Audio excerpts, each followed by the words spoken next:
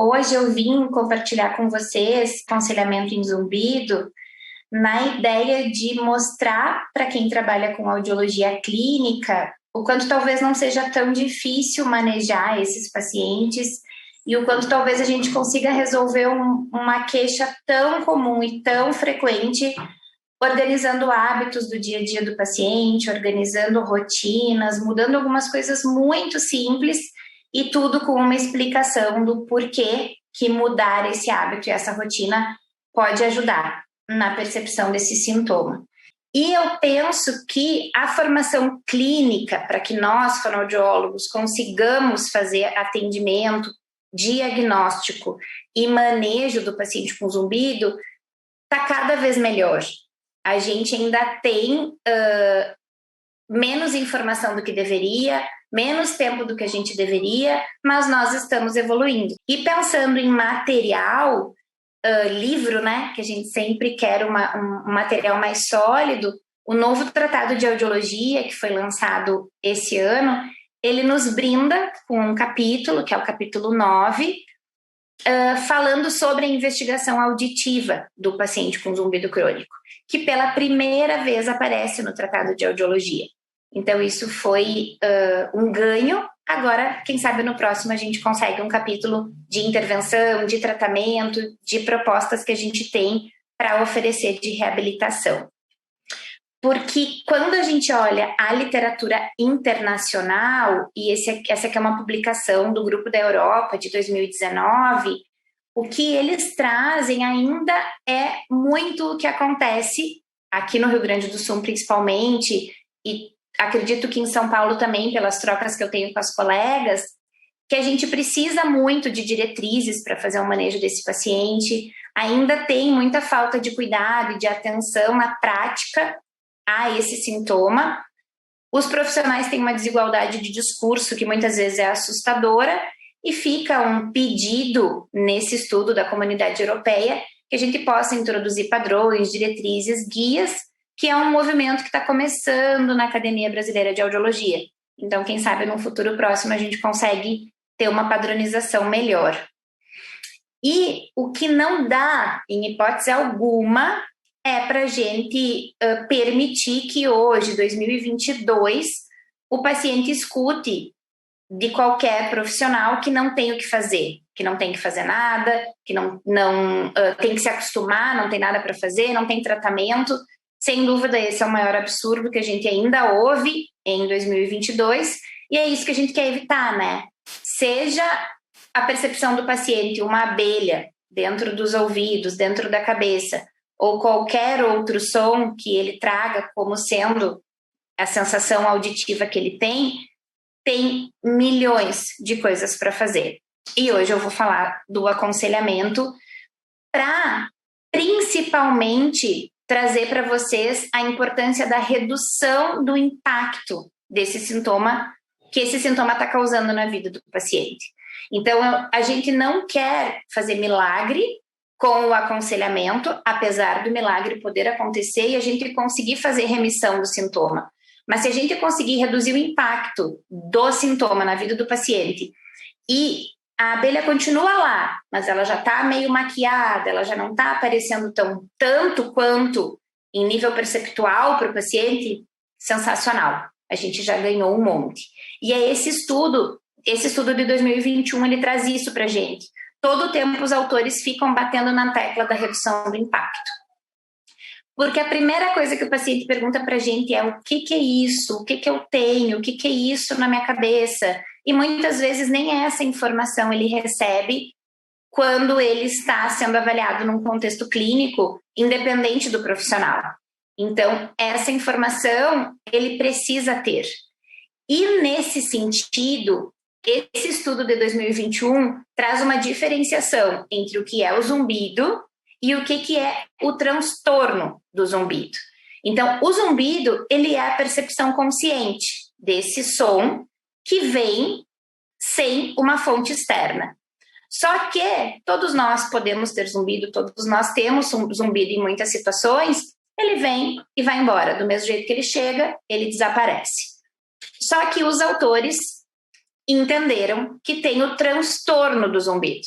Então, o transtorno do zumbido é quando ele está associado a um sofrimento emocional, uma disfunção cognitiva, e que isso traz alterações comportamentais e uma incapacidade funcional na vida desse sujeito. Então, essa diferenciação precisa ser feita por nós, clínicos, seja fonoaudiólogo ou médico que está dando assistência a esse paciente, porque no momento que é só zumbido, a gente nem precisa levantar a questão e segue o atendimento. Mas sendo percebido que é transtorno, independente da escala de mensuração que o profissional utilizar, a gente precisa agir. E a primeira ação é a orientação, o acolhimento, o aconselhamento. E essa é a carinha desse estudo de Rieder e colaboradores, e eu coloquei aqui só para mostrar para vocês a quantidade de gente, a quantidade de autores envolvidos, muitos profissionais e nomes de peso aí no zumbido, mostrando então essa ideia de uma proposta interdisciplinar, multiprofissional, para a gente tentar instalar na clínica essa investigação e essa nomenclatura relacionada ao transtorno do zumbido. Claro que a gente não vai entrar no mérito disso hoje, de entender o zumbido que é muscular, metabólico, emocional ou vascular, mas todo paciente que tem zumbido, e nesse caso que a gente está falando hoje, os pacientes que têm transtorno do zumbido, eles começam pela investigação auditiva. Então, se tem uma certeza que a gente tem, é que esse paciente vai ter uma solicitação de audiometria vinda do profissional médico, ou se ele começou conosco enquanto fonoaudiólogo, a primeira coisa que a gente vai fazer é a audiometria, porque a gente está falando do sintoma auditivo.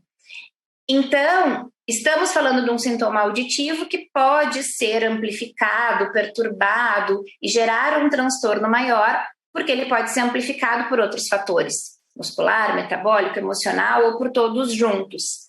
Na ideia de que o paciente começa na audiometria, aqui que fica o meu apelo, e eu conversei muito sobre isso no encontro de áudio esse ano, aos profissionais que trabalham no diagnóstico, no laudo audiológico, seja com audiometria, seja com potencial de tronco encefálico, que a grande maioria dos pacientes fazem. Eu penso que é aqui a porta de entrada e aqui é o pontapé inicial para o colega clínico que quer acolher e aconselhar esses pacientes. Intervenção não falta, tem muito mais além dessa lista que eu falei do que a gente, enquanto fonoaudiólogo, pode executar. Tem toda a parte de tratamento medicamentoso ainda, e a nossa lista fonoaudiológica ainda pode ser maior, porque aqui eu não coloquei, por exemplo, as próteses auditivas, que é o padrão ouro de tratamento para o paciente com perda auditiva. E pensando nesse tratamento padrão ouro do zumbido para os pacientes com perda auditiva, a clínica Dra. Séries Bus Saúde Auditiva tem toda a linha de aparelhos auditivos Starkey com gerador de som para zumbido, resistência à água e poeira e inteligência artificial. Venha conhecer nossas clínicas em Santa Cruz do Sul e Venâncio Aires. Então, eu comentei para vocês antes, né, no sentido de que eu acredito muito que a porta de entrada seja aqui, na avaliação audiológica básica, e a sugestão que eu venho dando para os colegas que me procuram para entender como começar a cuidar desses pacientes, a gente tem duas alternativas. No dia da agenda de áudio, a gente já pode fazer o aconselhamento e o acolhimento. Mas se não dá tempo, se a agenda está muito apertada, a minha outra sugestão é criar uma agenda só de retorno para esses pacientes de zumbido. E daí, nesse dia da agenda de retorno, vai revisar o aconselhamento que já foi feito ou vai fazer o aconselhamento.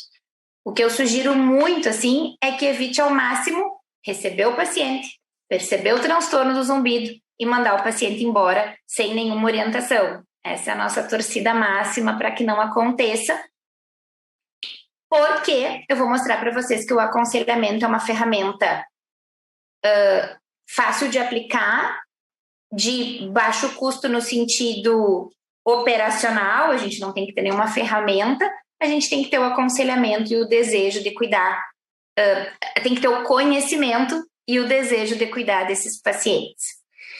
E a literatura traz muito para a gente que dividir a responsabilidade com os pacientes, principalmente nesse sintoma, no zumbido crônico, ajuda muito e permite ao paciente enxergar a importância da autoajuda. Então, a gente precisa dizer para o paciente que 50% da responsabilidade é dele, a outra 50% é nosso, para que ele busque autoajuda, porque todo o aconselhamento é baseado em mudança de hábito, é baseado numa possibilidade de nova rotina. O aconselhamento fonoaudiológico, esse trabalho, esse protocolo, ele foi o desfecho da dissertação de mestrado da Rúbia Soares Bruno, que hoje é minha doutoranda, está finalizando o doutorado. Para montar esse protocolo, a gente juntou literaturas especializadas e quando nós fizemos esse nome, formato único e personalizado, deu a impressão para muitos colegas que eu faço o aconselhamento e acabou. E ele é único e deu. Não, ele é único no sentido de que a gente tentou colocar num papel tudo que a gente tinha naquele momento, porque esse trabalho saiu em 2021, mas a gente terminou ele em 2019. Então veio a pandemia, demorou nos trâmites de revista, então ele foi publicado em 2021. Hoje a gente já tem outras estratégias de dicas, orientações, tarefas que a gente dá ao paciente que não estão aqui no protocolo, como, por exemplo, exercícios para musculatura peritubária, quando a gente percebe que o paciente tem plenitude, tem disfunção de tuba auditiva. Então, o que a gente faz com este protocolo? Quando a gente recebe o paciente, faz toda a anamnese, tenta descobrir qual que é o subgrupo do zumbido dele, fizemos a audiometria e percebemos limiares normais na audiometria convencional. A gente tem um protocolo enorme de investigação audiológica, mas naquela primeira consulta a gente faz audiometria e medidas de imitância acústica.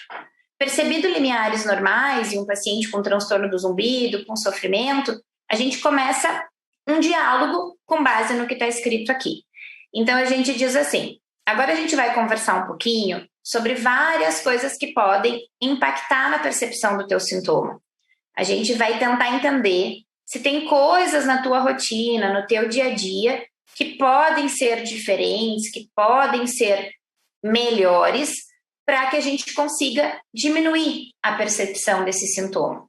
E daí nisso nós já explicamos que é um sintoma que pode vir daquelas, a gente explica naquela base do outro slide da questão metabólica, emocional, muscular, vascular, e que a gente fez o primeiro exame auditivo e que nesse primeiro exame estava tudo bem, mas que à medida de que a gente vai fazendo os retornos, o acompanhamento, a gente vai aprimorando esse diagnóstico. Então a gente tem emissão autoacústica, potencial de tronco, potencial de longa, e vai fazendo mediante a necessidade. Não precisa fazer tudo em todo mundo. É mediante a necessidade, mediante a situação de cada paciente. E daí a gente explicou então que vai fazer um diálogo com o paciente para entender o que ele pode fazer para melhorar. Aqui a gente já faz o acordo. Então, nesse protocolo, você vai receber tarefas. Então, daqui para frente, o tratamento é dividido entre nós. Você tem a sua parte de responsabilidade, eu tenho a minha, eu manejo daqui, você cuida daí. Você faz a sua parte. E daí a gente pergunta, o quanto de água o paciente ingere? Eu tomo muita água. O que é muito para você? Eu tomo um copo de manhã e um copo de tarde. Não, um copo de manhã e um copo de tarde não é muita água. E daí a gente já faz o primeiro xizinho para mostrar para o paciente que essa é, deixa eu pegar a canetinha aqui, que essa é a primeira tarefa dele. Então, a gente precisa beber mais água. Só que não pode ficar um aconselhamento vago assim, que o paciente não entenda por que ele tem que beber mais água. E daí é o que faz a consulta se tornar mais longa, porque a gente gosta de explicar todo um porquê, de modo simples, adequando a linguagem para o paciente, do porquê que tomar mais água é importante. E daí a gente diz que a cóclea, que é o órgão auditivo, não tem nenhuma reserva energética, não tem nenhuma reserva nem hídrica e nem de alimento, então a gente tem que estar sempre hidratando, alimentando, para que ela possa funcionar corretamente, metabolicamente, da melhor forma possível. Então, quanto mais urinar, quanto mais a gente conseguir ter o fluxo urinário maior, mais a gente também consegue tirar do organismo qualquer questão que possa estar influenciando nesse processo circulatório, nesse cuidado coclear, nesse potencial endococlear que precisa ficar limpinho, ok. Então, a gente faz essa explicação numa linguagem adequada, da água já engatando na alimentação. Daí a gente pergunta para o paciente, fala para mim mais ou menos como que é a sua rotina alimentar. Daí o paciente diz assim, eu acordo, vou tomar chimarrão, que é o hábito do Rio Grande do Sul, né? E daí depois eu vou tomar café, daí eu tomo um café preto, como um pão, daí de vez em quando eu almoço, de vez em quando eu não almoço, e daí a gente já encontrou outro problema. E daí a gente faz um xizinho aqui e explica para o paciente que o jejum, ele é um inimigo do zumbido, pelo mesmo motivo que beber pouca água também é um inimigo. O órgão auditivo precisa receber oxigênio, alimentação, hidratação, e essa periodicidade é importante. Então, como a gente sempre atende de tarde, a gente usa o exemplo assim, o que eu comi ao meio-dia, o almoço, está sendo processado pelo órgão auditivo aí por 3, 4 horas. Depois disso, ele começa a se agitar, ele começa a procurar, ele começa a entrar num modo de hiperativação, porque ele quer saber, será que vai chegar minha água? Será que vai chegar minha comida? E a gente faz toda essa questão lúdica para o paciente poder entender que não é brincadeira, porque aconteceu muito no início, quando a gente estava montando o protocolo, os pacientes questionarem muito, assim, mas o que isso tem a ver com o barulho do meu ouvido? Tem tudo a ver. Daí, quando o paciente é mais questionador, a gente abre imagem no computador, quando a gente percebe que o paciente quer saber mais, a gente vai dando explicações mais detalhadas, porque muitos deles já vêm com informações que procuraram no Google, etc. Então, essas duas primeiras, elas falam sobre uma possibilidade de uma influência metabólica. Então, se falta água e se falta oxigenação e se falta alimentação, a gente pode ter uma influência metabólica nesse zumbido. Daí nós entramos na questão da atividade física e a gente pergunta para o paciente se ele pratica algum exercício, se ele faz algum exercício. Eu faço, eu vou a pé para o trabalho. Eu levo meu filho a pé para a escola. Isso não é atividade física. Então, a gente explica que a atividade física é aquela que tem uma mobilização cardiovascular, que realmente o paciente parou e foi fazer um exercício e faz a explicação do porquê que isso vai influenciar no zumbido. Daí a gente explica que o zumbido ativa o sistema límbico, esse som ativa no cérebro diferentes áreas e que essa ativação do sistema límbico faz com que esse sistema que cuida das nossas emoções, alegria, tristeza, chateação, fale mais alto e que essa atividade essa atividade aumentada, essa hiperatividade, vá chamando, conectando, ativando outras áreas do cérebro, como o córtex pré-frontal, como a amígdala, como o hipocampo, e vai gerando uma rede, que é o tal do network cerebral, o novo mapa tonotópico do paciente com zumbido crônico, e vai ativando, e vai ligando luzes, e vai gerando impulso neural onde não tem que gerar. Porque ativou o sistema límbico, e o sistema límbico saiu ligando todo mundo. E pensando nessas conexões neurais e no que é o zumbido, o tratamento para pacientes com perda auditiva é eficaz com os aparelhos auditivos da linha Stark, pois sua alta tecnologia permite uma configuração precisa do gerador de som para zumbido. Venha conhecer todos os modelos de aparelhos disponíveis na Clínica Doutora Séries Bus, em Santa Cruz do Sul ou Venâncio Aires. Então, na semana passada eu falava para as meninas no ambulatório da analogia que eu tenho feito com a lâmpada. Então, a lâmpada está acesa e eu digo para o paciente, olha, ali tem uma rede elétrica chegando e a luz está ligada. Essa luz tem que estar ligada. Então, o impulso nervoso, ele é uma atividade elétrica. E o zumbido fez aí outras ativações no cérebro que estão fazendo esse som te incomodar e você registrou como um som que está gerando um transtorno. O que eu quero? Eu quero desligar essa luz.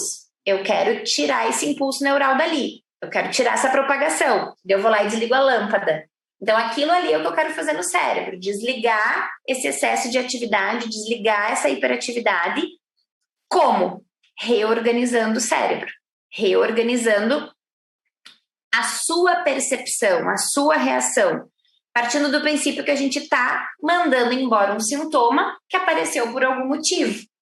E daí, nesse momento, eu já digo para o paciente, agora eu diria que o seu zumbido pode ter uma influência metabólica. Pode ter. Porque a gente vai fazendo por acerto e erro. E daí também explico que essas mudanças metabólicas, elas não são do dia para a noite. Dependendo do peso do paciente, da altura, do nível de sedentarismo ou de atividade, esse metabolismo vai levar um tempo para entender as mudanças, para entender que tem mais água ali, que tem mais alimentação ali e que a atividade física começou. E o que a atividade física vai liberar no cérebro? Um monte de química boa. E daí eu conto da química boa, da serotonina, da endorfina, da dopamina, que essa química boa é que vai lá e vai começar a apagar a luz, que vai lá e vai começar a desligar essas sinapses aumentadas que o zumbido causou. Porque o zumbido, ele é essa despolarização em curto-circuito que aconteceu de uma comunicação de um neurônio e outro por algum motivo. E aqui, até o momento, eu chutaria que tem uma influência metabólica. E se a gente deu para o paciente a tarefa da atividade física, continua no metabólico. E se vem a questão do sono, continua no metabólico. E se a gente percebe que o paciente faz excesso de chimarrão, que é uma coisa muito comum aqui no sul, que tem muita cafeína, café, chá preto e outros estimulantes, também é metabólico. Então, até aqui, ó, tudo que a gente conversa com o paciente tem influência metabólica. Dependendo do que o paciente traz, de história clínica geral, do que ele conta pra gente, da vida dele, da saúde dele, a gente já pede para ele trazer os exames laboratoriais na próxima consulta. Ou se ele tem retorno com o otorrino, a gente pede pelo sistema para o otorrino pedir os exames laboratoriais pelo hospital, porque a gente, enquanto fono, não consegue, dentro do sistema do hospital, solicitar. Quando o paciente diz que pode fazer num laboratório, que pode ter, que tem esse recurso, né, para esse pagamento, o paciente faz fora, senão a gente pede para o otorrino para ele fazer pelo hospital, para a gente medir como é que está tudo, em níveis de vitamina, em níveis de cortisol, tudo que a gente sabe que vai influenciar no zumbido. Cálcio, zinco, a lista é gigante dos exames laboratoriais que a gente solicita. A gente pede um monte de exame para poder atacar por todas as frentes, seja vitamina, cálcio, ferro, ferritina, e assim vai. Então, todo o diálogo é feito assim, de um jeito explicativo. Não é aquela coisa, você tem que beber mais água, você não pode ficar sem comer, você precisa de uma atividade física. E é claro que se é um paciente com mais idade, a gente vai pedir a avaliação do cardio. Se é o paciente que tem alguma restrição, por exemplo, problema de joelho, a gente precisa que o médico libere. Acontece muito da gente não conseguir prescrever essa tarefa, porque o paciente precisaria de uma atividade na piscina, por exemplo, e ele não tem como acessar uma natação, uma hidroginástica particular. Quando a gente já prescreveu 3, 4 tarefas, a gente para por aqui. Então, não continua investigando coisas que possam também estar influenciando, também estar interferindo, porque esse paciente vai voltar. Dependendo do grau de incômodo, do desconforto, do tamanho do transtorno que a gente mede pela EVA e pelo THI, ou pelos dois, mas sempre o mais rápido e o mais fácil é a escala EVA, que é aquela escala visual analógica das carinhas de 0 a 10, e a gente pede para o paciente dar uma nota para o desconforto com zumbido, para o transtorno que está causando. E daí, marca na outra semana, marca 15 dias, marca um mês, depende do que nós conseguirmos ajustar da melhor forma para o paciente, de acordo com a agenda. Dar um monte de tarefa não é legal, porque o paciente acaba não fazendo nada direito. Então, 2, 3, 4 tarefas no máximo. Daqui da questão de diminuir excessos, e não é tirar o chimarrão, tirar o café, não é isso, é diminuir excessos. Então, quando o paciente fala, eu acordo e tomo uma térmica de chimarrão. Chimarrão é isso aqui, para quem não conhece o chimarrão. O paciente acorda e toma uma térmica de chimarrão, toma 3 xícaras de café. Não, vamos diminuir e vamos fazer um teste terapêutico. Evitar permanecer no silêncio, a gente entra já na questão da terapia sonora. E a gente acaba pedindo para todo mundo que diz que passa o dia inteiro em silêncio absoluto, por exemplo, paciente mais idoso que mora sozinho. Os momentos de lazer está muito conectado com toda aquela questão de liberação de química boa, de hormônio bom, porque tem muito paciente que vem com ansiedade, estresse, nervosismo, todas as questões do sistema emocional, que conecta com esse controlar as emoções aqui, que na época que a gente fez, a banca até falou assim, nossa, mas tá estranho, né? Como é que a gente vai controlar a emoção? Na verdade, aqui é tentar buscar alternativas e estratégias para se sentir melhor, se percebe que está triste, chateado, angustiado, cansado, porque os pacientes fazem essa conexão de estou cansado, chateado, estressado e o zumbido aumenta. Então, esse controlar as emoções tem essa conexão, assim, de pedir para o paciente buscar fazer alguma coisa que ele goste, que faça ele sorrir, que ele se sinta feliz. Os profissionais da clínica Doutora Séries Bus Saúde Auditiva estão capacitados para prestar ao paciente portador de zumbido crônico o melhor atendimento, realizando todos os procedimentos necessários para a mensuração do zumbido, como acufenometria, nível mínimo de mascaramento e inibição residual. Se você está sentindo o sintoma de zumbido, procure uma de nossas clínicas em Santa Cruz do Sul ou Venâncio Aires. Quando a gente pede massagem relaxante, é no mesmo sentido aí de prazer, de liberar de novo a química boa, mas também entrando na questão do zumbido somatosensorial, porque a gente pode ter muitos nós aqui nessa região de cabeça e pescoço, nó muscular, que não permite a microcirculação sanguínea acontecer como ela tem que acontecer. E aqui a gente tem um laboratório na universidade, que é o Laboratório de Práticas Integrativas Complementares, o LAPIX, que atende a comunidade, e lá tem tudo, auriculoterapia, acupuntura, barra de axis, massagem, reiki, meditação, que é um projeto de extensão também. E aqui, quando o paciente tem recurso, ele faz por conta, quando ele não tem, a gente pode encaminhar para dentro da própria universidade. A reabilitação auditiva é aquele nozinho ali que eu comentei antes, que a gente tem usado orientar muito os pacientes sobre a possibilidade do financiamento do Banco do Brasil, do Banrisul, por conta do nosso tempo de fila de espera. Então, quando o paciente foi encaminhado para a reabilitação, a gente marca o xizinho aqui e faz os 2 encaminhamentos, o da fila do SUS, e pergunta se ele tem a possibilidade se ele quer saber, se ele quer ser orientado sobre essa possibilidade do financiamento, e a gente faz toda a orientação, porque é um financiamento com uma taxa de juro muito baixa e que mesmo o paciente com pouco recurso ele consegue fazer sem muitas burocracias. E daí aqui é quando a gente precisa de algum outro colega, psicólogo, psiquiatra, dentista, para ver alguma questão de DTM e assim vai. Naquela prerrogativa que quanto mais multi a equipe, melhor, só que nem sempre essa equipe multi é possível. Hoje a gente tem uma alegria gigante de ter a Carol Veloso de volta com a gente no projeto, que é fisioterapeuta, porque daí ela cuida muito melhor do zumbido somatosensorial que a gente enquanto fono, para fazer essas liberações de musculatura e de nó muscular e de liberação de tudo, né, que a físio tem formação nesse sentido. Não é todo fisioterapeuta que trabalha com zumbido, a gente em especial tem a alegria de poder contar com a Carol. Mas se for começar um grupo, começar uma equipe, o fisioterapeuta extremamente bem-vindo, é lógico, né? Vamos no mundo ideal, fisioterapeuta, fonoaudiólogo, psicólogo, médico otorrino, a grande, imensa maioria dos pacientes vem encaminhados pelo médico otorrino, mas nem sempre a gente consegue essa realidade. Então,